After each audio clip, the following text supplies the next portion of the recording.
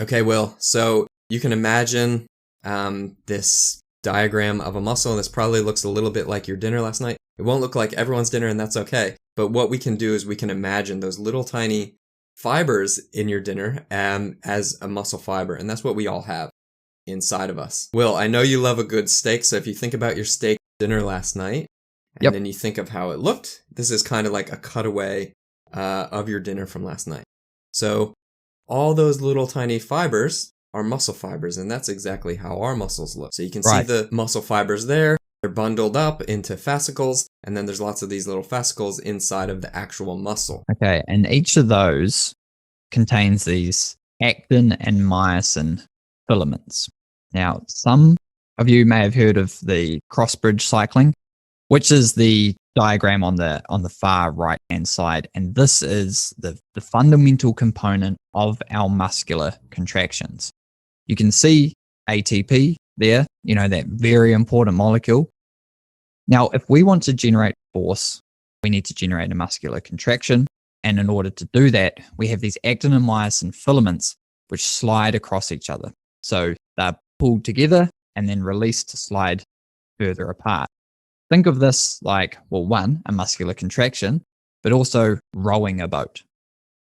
Okay, so you need to move forward in order to pull yourself back, which then generates a lot of force on the water to move your boat forward. So this is kind of how cross-bridge recycling works in order to generate a muscular contraction. In order to do that, we need ATP. We need ATP to facilitate the movement of these filaments to contract and release, which is what is happening each time we take a stride, we take a swim stroke, or we pedal. Yeah, so I really like that analogy, and that's exactly what's doing it. Sometimes I have the analogy of like scratching paint off of the wall, right? And that's kind of how these myosin heads are moving. And what they do is they're pulling this sarcomere, which is a segment of muscle, in, right? So we have lots of these sarcomeres along the muscle fiber, and what they're doing is this one's pulling to this one, this one's pulling to this one, and then what we do is we have this shortening, right? So it's important in this case to have lots of overlap of the actin and myosin. So that's why our muscles are at kind of a static length. And then what we can do is we can shorten it. One of the issues that we have is if we have a stretched muscle and then we try and shorten it because we don't have a lot of actin and myosin overlapping, and we have a harder time being able to create force. All right, so important point when we're thinking about muscular contractions and this actin and myosin and these sarcomeres and the contraction point is this overlap. So if we have a look at on the right-hand side, the top and the bottom, the actin and myosin are not overlapped as much on the bottom. So there's less surface area that is in contact versus the top.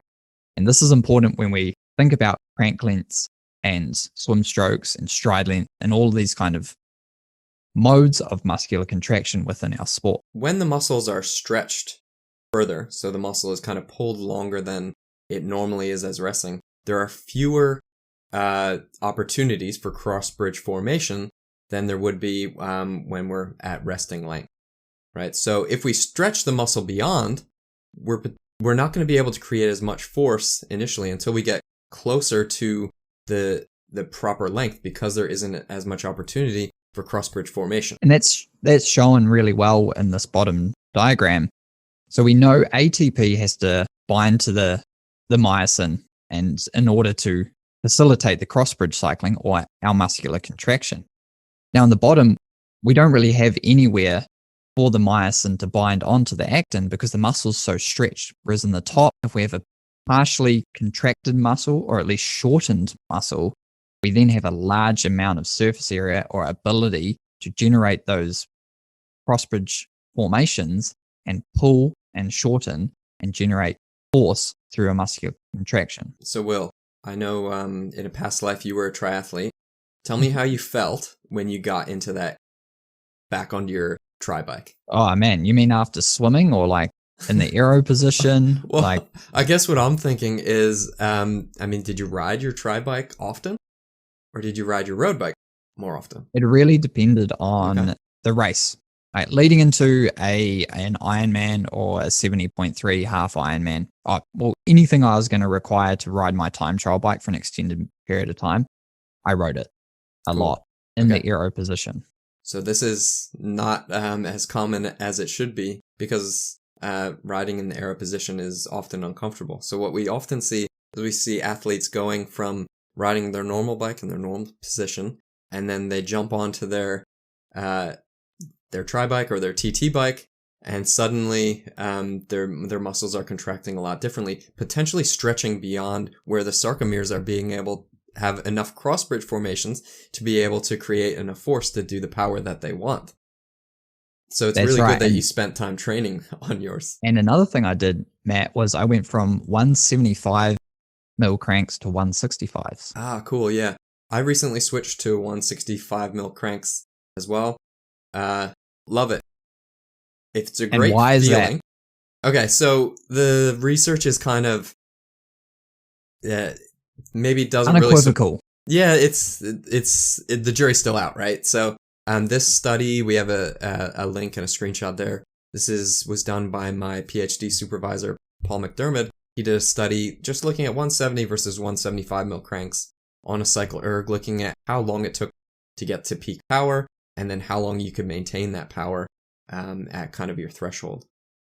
And what he found is there's actually no difference in being able to hold power, hold aerobic power. But what there was, the big difference was hitting peak power more quickly with the shorter cranks. I think this is important when we consider this study, and Matt, you and I have spent hours and hours, countless hours in the lab, and especially working with these cycle ergometers. And where they're slightly different within this study is like if you had your smart trainer on erg mode, it'll hold you there. Okay, it kind of holds you at a certain power output. What happens in the real world, if we quote unquote call it that, is we are constantly accelerating and slowing down. That then requires us to increase our rate or this, speed of force power. And that is shown in this study to be quicker with the shorter crank lengths because of the greater overlap. So I think maybe that's why some people are feeling like it's more comfortable, or at least they're getting better performance out of, even just the 1 centimeter or 10 mils worth of crank length difference. Yeah, because remember, like a 170 versus a 175, that's 5 mils on the bottom and 5 mils on the top. So it's a 10 centimeter greater diameter. So it actually is quite a big difference. So I switched from 175s to 165s. I normally rode 170s most of my life, and then I was thinking maybe I want a wider stance when I'm mountain biking, so I got 175s, and they actually felt really good. And I thought, wow, 175s are the way to go. I didn't really notice any differences in how I was producing power. But then I switched to 165s. I thought, wow, these are really good. So, and I didn't notice any differences in my power.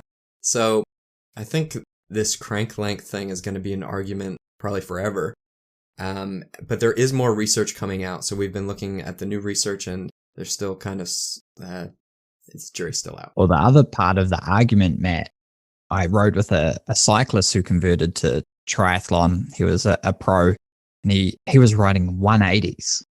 And I was like, geez, look at those broomsticks at the end of, attached to your cassette or crank. And because torque is force applied at a distance, or force times distance, right? So increase the distance, don't increase the force, and then you're increasing the torque, which is times velocity. Angular velocity is power, so you can increase the power by not increasing your force.